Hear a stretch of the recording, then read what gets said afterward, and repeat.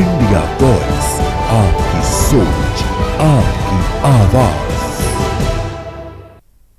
नमस्कार, बहुत स्वागत है आपका इंडिया वॉइस में। मैं हूं आपके साथ प्रज्ञा मिश्रा।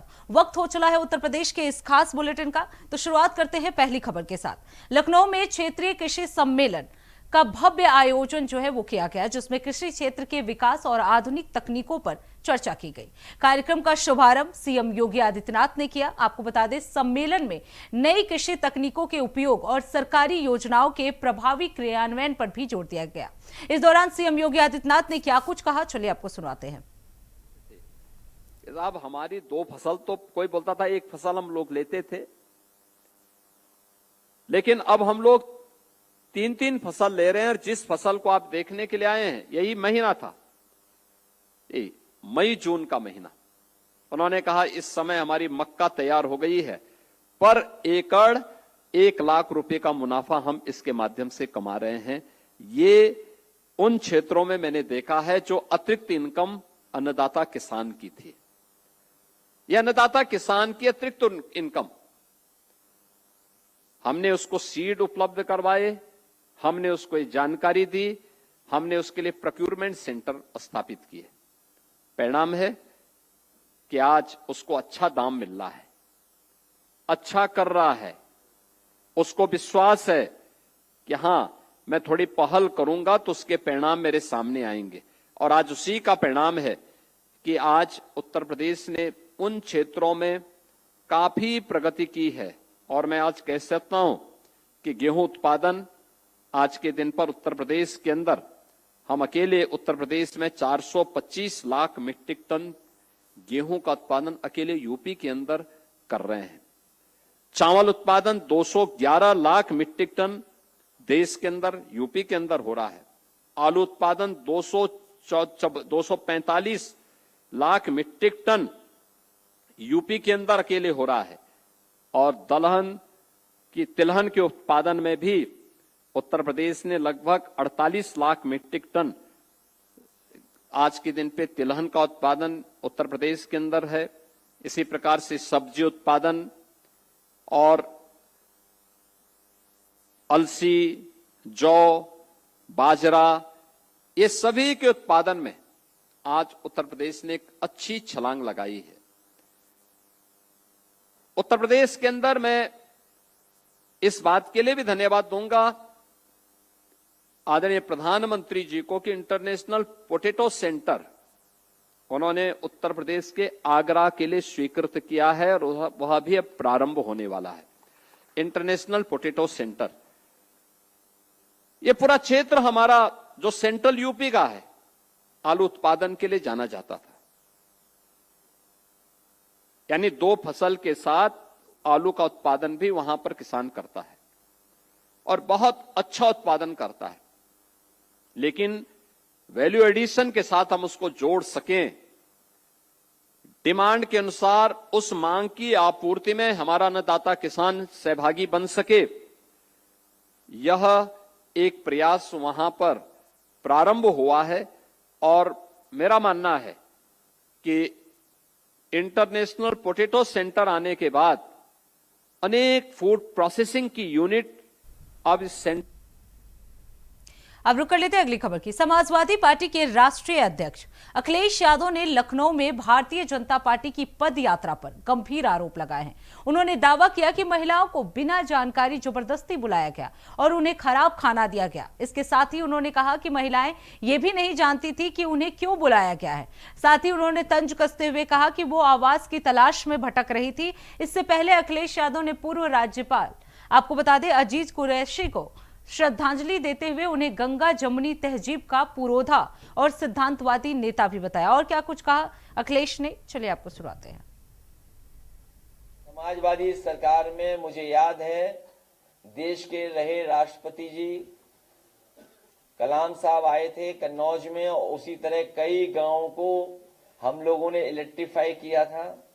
और उस योजना को आगे बढ़ा करके कई गांवों में हम लोगों ने बिजली सोलर से देना शुरू कर दिया था। उसमें गरीबों को, किसानों को 1 रुपया भी नहीं देना पड़ता था। फ्री बिजली थी उनकी पूरी, चक्की फ्री चलती थी, सिंचाई का पूरा इंतजाम फ्री था। समाजवादी सरकार बनेगी तो गांव में वही पुनः योजना शुरू की जाएगी जो हमारे पूर्व राष्ट्रपति जिनके माध्यम से हम लोगों ने उस योजना का उद्घाटन किया था, और जिसको कहीं शक हो, और सरकारी चैनलों से मैं कहूंगा कि उस गांव में जाएं और देखें कि कैसे बिजली का प्लांट लगाया था हम लोगों ने, जहां पर फ्री बिजली मिल रही थी गरीबों को।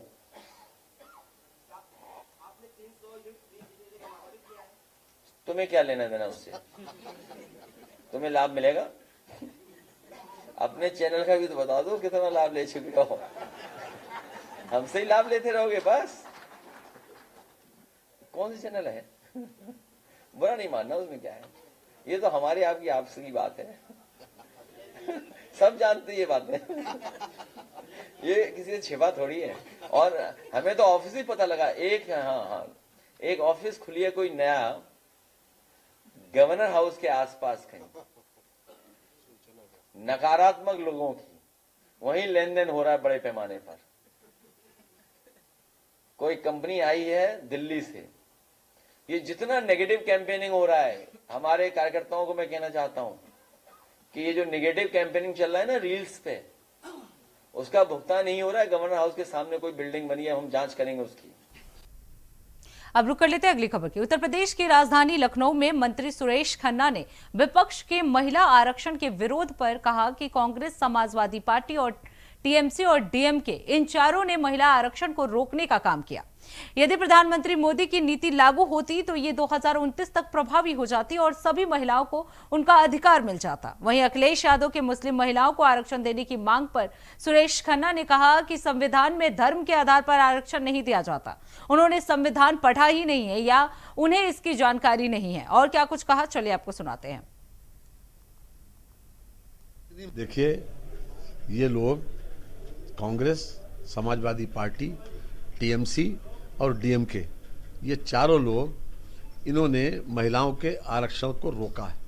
अगर मोदी जी की नीति चलती तो 2029 में ये लागू होकर, परिसीमन होकर और इन सबको अधिकार भी मिल जाता महिलाओं को। आज जो संसद में महिलाओं की संख्या 74 है, वो 272 हो जाती अगर ये लोग विरोध न करते। तो कितना बड़ा फर्क पड़ता है। इतने क्षेत्रों का प्रॉपर प्रतिनिधित्व होता, इतनी महिलाओं का सशक्तिकरण होता। और जब महिलाओं के अंदर वीमेन एम्पावरमेंट की हम एक दफे रास्ता खोल देते तो उससे जुड़ी हुई जितने लोग हैं उनका भी एक तरीके से एम्पावरमेंट होता। तो कुल मिलाकर खाली एक बिल का विरोध नहीं है, पूरी तरीके से महिलाओं को आगे बढ़ने से रोका, उनके प्रतिनिधित्व को रोका। और जो वीमेन एम्पावरमेंट होता आपसे लेकर 29 तक और 29 के बाद होता 5 साल, उसको भी उन्होंने रोका। तो हर तरह से ये साबित होता है कि ये लोग महिला विरोधी मानसिकता रखते हैं। उसी का ये परिणाम है।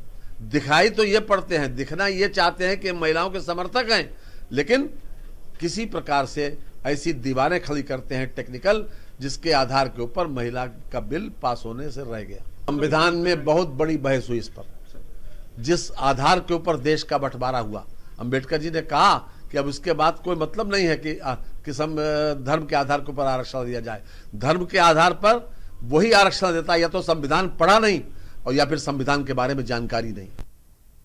तो फिलहाल रुकते एक छोटे से ब्रेक के लिए, ब्रेक के बाद जल्द लौटेंगे। देखते रहिए इंडिया वॉइस।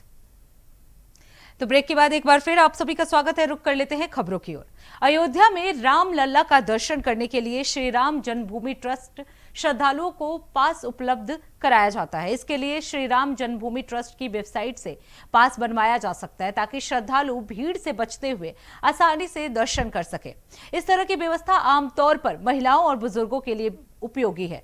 जानकारी के मुताबिक श्री राम जन्मभूमि ट्रस्ट ने वेबसाइट से रामलला के विशिष्ट दर्शन का विकल्प हटा दिया है। साथ ही व्यवस्था से जुड़े और भी कई बदलाव हुए हैं। अब वेबसाइट पर केवल सुगम दर्शन के साथ सामान्य दर्शन का भी विकल्प उपलब्ध है। सुगम दर्शन बनने वाले पास में रामलला परिवार और परकोटा के 6 मंदिरों के दर्शन होंगे। राम मंदिर अयोध्या में दर्शन व्यवस्था को लेकर राम मंदिर ट्रस्ट ने बड़ा बदलाव किया है। परकोटा के 6 नए मंदिरों और सप्तऋषि मंदिर के निर्माण के बाद अब श्रद्धालुओं के लिए दर्शन प्रणाली को नया स्वरूप दिया गया है। अब दर्शन के लिए 2 तरह के पास जारी किए जा रहे हैं, सुगम दर्शन और सामान्य दर्शन। श्रद्धालु जो है सुगम दर्शन पास के जरिए रामलला और राम परिवार और परकोटा के 6 मंदिरों के दर्शन कर सकेंगे, जबकि सामान्य दर्शन पास में रामलला परिवार, शेषावतार मंदिर, सप्त मंदिर और कुबेर टीले शामिल किए गए हैं। एक अहम बदलाव यह भी हुआ है कि अब एक पास पर अधिकतम 5 ही श्रद्धालु दर्शन कर पाएंगे। पहले यह संख्या 8 थी। बढ़ती भीड़ का अंदाजा इस बात से लगाया जा सकता है कि 8 मई तक दोनों तरह के सभी स्लॉट पहले से ही फुल हो चुके हैं। ट्रस्ट का कहना है कि ये बदलाव व्यवस्था में पारदर्शिता और समानता लाने के लिए किए गए हैं। वहीं श्रद्धालुओं को भारतीय पारंपरिक परिधान में दर्शन करने की सलाह दी गई है, हालांकि यह अनिवार्य नहीं है। कुल मिलाकर नई व्यवस्था के जरिए भीड़ को नियंत्रित करने और श्रद्धालु को बेहतर सुविधा देने की कोशिश की जा रही है। Surjeet Sharma, India voice, Ayodhya. अब रुक कर लेते हैं अगली खबर की। सिद्धार्थनगर में तेल गैस सिलेंडर को लेकर जो किल्लत है उसे लेकर जिलाधिकारी शिवशरण अप्पा ने इंडिया वॉइस संवाददाता राकेश यादव से खास बातचीत की। चलिए आपको सुनाते हैं। डीजल और गैस को लेके जो किल्लत है उसके बारे में आज जानकारी करना चाहेंगे। जिले के जिला अधिकारी शिवशरण अप्पा जी हमारे साथ खास बातचीत करने के लिए इंडिया वॉइस पे। उन्हीं से जानते हैं कि ये जो किल्लत है गैस की क्या है, ये पूरी प्रक्रिया जिससे लोग पेट्रोल पंपों पे लाइन लगा रहे हैं और गैस के लिए लाइन लगा रहे हैं। सर, जिस तरह से पेट्रोल पंप पे लाइनें लग रही हैं और गैस को लेके, सर इसको लेके क्या कहेंगे सर? ये हम लोग लगातार इसको चेकिंग कर रहे हैं। ज़िले में सप्लाई की कोई कमी है नहीं। पेट्रोल डीजल जितने पहले आ रहा था उतना ही सप्लाई हमारा यथावत है और लगातार हम लोग मॉनिटर कर रहे हैं। बट कुछ लोग अफवाह फैलाने की वजह से, जैसे कुछ बाइकर्स की वजह से भीड़ ज़्यादा दिख रही थी, वहाँ भी हम लोगों ने अपने फोर्स को लगा दिया है और इसको मॉनिटर किया जा रहा है। हम लोगों ने यातायात नियमों के तहत वहाँ पे हेलमेट्स भी मैंडेटरी किया है ताकि ऐसे ही कोई भी आके पेट्रोल ना खरीदे, जो पहले से हम लोगों का पॉलिसी थी। और इसके अलावा एलपीजी गैस में भी हमारा जो सप्लाई है वो यथावत है और अच्छी तरह से हो रहा है। और डोर टू डोर सप्लाई जो हम लोग करते हैं उसको भी हम लोग कंटिन्यूस चल ही रहा है वो। और बाकी हमारे सारे मजिस्ट्रेट्स फील्ड में हैं, हमारे और कप्तान साहब के द्वारा भी लगातार भ्रमण रहते हुए हर चीज़ को मॉनिटर किया जा रहा है। सर, देखा जा रहा है कि जो गैस की किल्लत बता रहे हैं कि जो यहाँ कनेक्शन है, कनेक्शन कहीं दूसरी जगह भेज दिया जा रहा, गैस वहाँ से मिल रहा, जब OTP मिल रहा तब वो गैस देने की बात कर रहे हैं, लेकिन 8 किलोमीटर दूरी पे जाके गैस उनको मिल रहा है। इसको लेके सर क्या? ये 1-2 जगह हुआ था जहाँ पे डिमांड बहुत ज़्यादा थी। इसको भी मतलब क्योंकि बैकलॉग क्लियर करने के लिए ये स्ट्रेटेजी बनाई गई थी और जैसे क्लियर हो जाएगा और बाकी चीज़ें पहले जैसे चलती हैं। जिस तरह से सर पेट्रोल पंपों पे लाइन लग रही है तेल को लेके, सर एक भारी मात्रा में आपके द्वारा कहा भी जा रहा है कि जो है भारी मात्रा में तेल उपलब्ध भी है, लेकिन फिर भी लाइन लोग लगा रहे हैं, इसकी क्या वजह है? जैसे हमने कहा कि कुछ लोग जैसे अफवाह फैलाने की कोशिश किया और इस चीज़ों को हम लोगों ने भी सोशल मीडिया हर जगह हम लोगों ने इसको हैंडल किया है और सभी लोग को हम लोग आश्वासन भी देते हैं कि कोई कमी है। हमारे साथ खास बातचीत इंडिया वॉइस से कर रहे थे जिले के जिलाधिकारी सिद्धार्थनगर से। अब रुक कर लेते हैं अगली खबर की। कानपुर देहात के गजनेर थाना क्षेत्र के सैंथा गांव में दबंगों द्वारा एक युवक को बांधकर बेरहमी से पीटने का मामला सामने आया है। आपको बता दें, घटना का वीडियो सोशल मीडिया पर तेजी से वायरल हो गया। आरोप है कि नफीस अली, सतार अली, नसीम अली और मुबारक ने रास्ते में रोककर विवाद के बाद एक युवक के साथ मारपीट की। बीच बचाव करने वाले से भी अभद्रता की गई। पीड़ित की शिकायत पर पुलिस ने मामला दर्ज कर जांच शुरू कर दी है।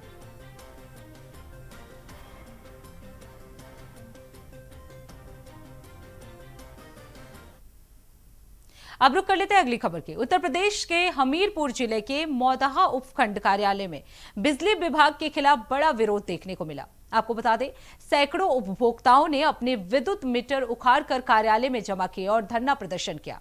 आरोप है कि कुछ राजनीतिक दलों के संरक्षण में महिलाओं ने बिजली दफ्तर का घेराव किया, जिससे कार्यालय का कामकाज पूरी तरह से बाधित हो गया और इमरजेंसी सेवाएं भी प्रभावित हुई। बिजली बिल जमा करने वाले उपभोक्ताओं को भारी परेशानियों का सामना करना पड़ रहा है। अवर अभियंता ने बताया कि सरकारी संपत्ति को नुकसान पहुंचाने और काम में बाधा डालने के मामले में FIR दर्ज कराई जाएगी। सूचना मिलने पर कोतवाली पुलिस मौके पर पहुंच गई और स्थिति को नियंत्रित करने में जुटी हुई है।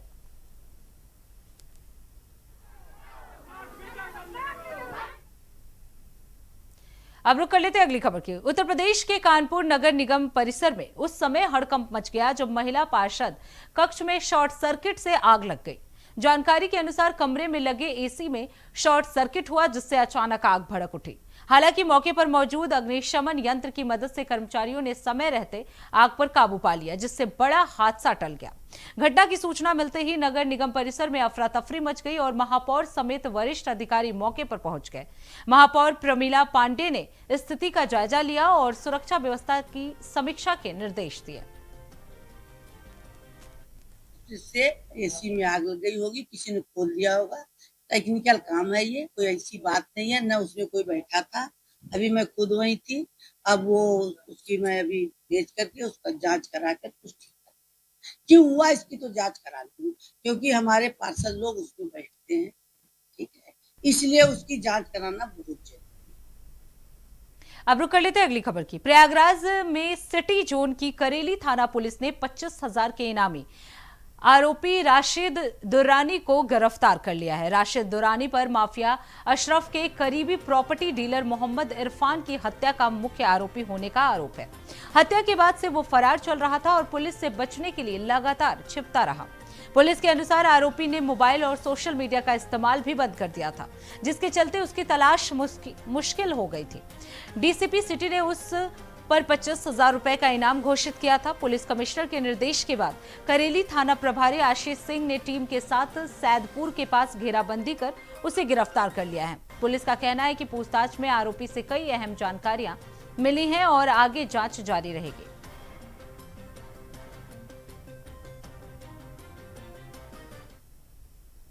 अब रुक कर लेते हैं अगली खबर की। खबर मुरादाबाद से है, जहां संभल मार्ग पर सड़क हादसे में 4 लोगों की मौत हो गई, जबकि कई लोग गंभीर रूप से घायल हो गए हैं, जिनका इलाज अस्पताल में चल रहा है।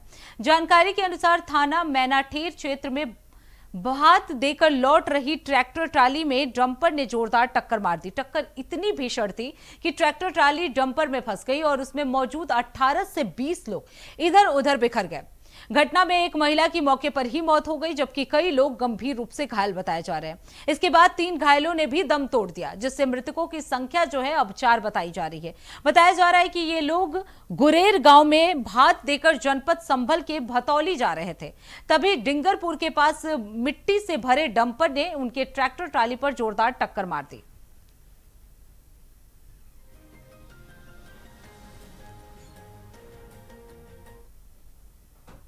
अब रुक कर लेते हैं अगली खबर की। उत्तर प्रदेश के महाराजगंज जिले में साइबर क्राइम थाना की कार्रवाई में एक बड़े ऑनलाइन ठगी गिरोह का भांडाफोड़ हुआ है। आपको बता दें, प्रतिबिंब पोर्टल और हॉट स्पॉट अभियान के तहत पुलिस ने निचलौल थाना क्षेत्र में 5 शातिर अभियुक्तों को गिरफ्तार कर लिया, जबकि एक बाल अपचारी को संरक्षण में लिया गया है। इस मामले में बीएनएस और आईटी एक्ट की धाराओं में केस दर्ज किया गया। पुलिस जांच में सामने आया कि गिरोह टेलीग्राम के जरिए पैसा दोगुना तिगुना करने का लालच देकर लोगों से ठगी करता था। आगरा निवासी एक व्यक्ति से करीब 7 लाख रुपए की धोखाधड़ी की गई थी। गिरोह फर्जी आधार कार्ड के जरिए बैंक खाते खोलकर पैसे ट्रांसफर करता और एटीएम और चेक से रकम निकाल लेता था। इसका सरगना रवि प्रताप सिंह बताया गया है, जो लोगों और जन सेवा केंद्र संचालकों को कमीशन का लालच देकर नेटवर्क चला रहा था। आपको बता दें, इस मौके पर पुलिस ने उसके पास से मोबाइल फोन, एटीएम कार्ड, फर्जी दस्तावेज और एक वाहन बरामद किए हैं। इसके साथ ही 4 अन्य आरोपी अभी भी फरार बताए जा रहे हैं, जिनकी तलाश जारी है। और एक सराहनीय कार्य हुआ, जिसमें एक साइबर अपराध करने वाले पूरे गिरोह का पर्दाफाश हुआ है। इसमें कुल मिलाकर 5 लोगों की गिरफ्तारी सुनिश्चित की गई है और एक नाबालिग को पुलिस अभिरक्षा में संरक्षण में लिया गया है। इन गैंग के मुख्य सरगना का नाम रवि प्रताप सिंह है। इन लोगों ने आगरा में एक व्यक्ति के साथ साइबर फ्रॉड किया था। इनका मुख्य मॉडस ऑपरेंडी यह था कि ये लोग टेलीग्राम पे एक ग्रुप बनाते थे और ग्रुप बनाने के बाद पैसे दोगुने और तिगुने करने के नाम पे पैसे लेते थे। इन लोगों ने विक्टिम से लगभग 3,25,000 रुपये लिए और उस पैसे को दोगुना तिगुना करने के लिए इन लोगों ने पेमेंट लिया। इसमें जो मुख्य सरगना है, इसका नाम रवि प्रताप सिंह है। वह खाते कलेक्ट करता था और आगे खातों को सप्लाई करता था। और जो अन्य लोग हैं, जिसमें से 4 अभियुक्त और 5वां जो नाबालिग है जिसको संरक्षण में लिया गया, ये लोग खाते प्रोवाइड करते थे। इनके पास से हमको मनी ट्रेल्स और ट्रांजैक्शंस मिले हैं और ये लोग उन खातों में पैसा लेकर शॉप्स में जाकर उसमें दो से 2.5% के कमीशन पर ये लोग कैश में उसे कन्वर्ट कर लेते थे और इस कमीशन के बेसिस पे ये लोग अपना अकाउंट नंबर को कॉम्प्रोमाइज़ करा देते थे। इसमें 4 लोग की और भी हम लोगों ने जांच में 4 लोग और भी आए हैं जिनको ये लोग फॉरवर्ड लिंकेजेस हैं, यानी वहाँ उन लोगों को ये लोग खाते प्रोवाइड कराया करते थे और भविष्य में आपको उनकी गिरफ्तारी भी देखने को मिलेगी। ये हम लोगों ने जो पूरी एनालिसिस करी है, जो प्रतिबिंब पोर्टल है और हॉटस्पॉट एनालिसिस करके और जहाँ जहाँ इस तरह के जो म्यूल खाते जो लोग खुलवाते हैं उनके डेटा को कलेक्ट करके हम लोगों ने इसकी एनालिसिस करी है। और लगातार आपने कुछ दिनों पहले भी इसी तरह की कार्रवाई देखी थी जिसमें हम लोगों ने म्यूल खाते और प्रतिबिंब पोर्टल का इस्तेमाल करके हम लोगों ने अभियुक्तों को पकड़ा था। उसी क्रम में आज ये 5 अभियुक्त और एक नाबालिग को संरक्षण में लिया गया है। आपको भविष्य में भी इस तरह के प्रतिबिंब पोर्टल के माध्यम से कार्रवाई देखने को मिलेगी। इसमें इनके पास से हमें कई सारे फर्जी और कूटरचित दस्तावेज बरामद हुए हैं और मुख्यतः इनके पास से एंड्रॉयड फ़ोन, अलग अलग ATM कार्ड्स, आधार कार्ड, नेपाली विदेशी सीमा कार्ड, पैन कार्ड संबंधित अलग अलग दस्तावेज जो हमने प्रेस नोट में मेंशन किए हैं, हमको इनके पास से बरामद भी हुए हैं। इसके अलावा इनके खाते सीज़ किए गए हैं। उन खातों में जो अमाउंट हमको मिलेगा उस खाते को अमाउंट फ्रीज करा के हम लोग इसमें न्यायिक प्रक्रिया के माध्यम से पैसे को रिटर्न भी कराएंगे। तो इसी के साथ उत्तर प्रदेश के इस खास बुलेटिन में बस इतना ही। देश दुनिया की तमाम बड़ी खबरों के लिए देखते रहिए इंडिया वॉइस। तब तक के लिए नमस्कार।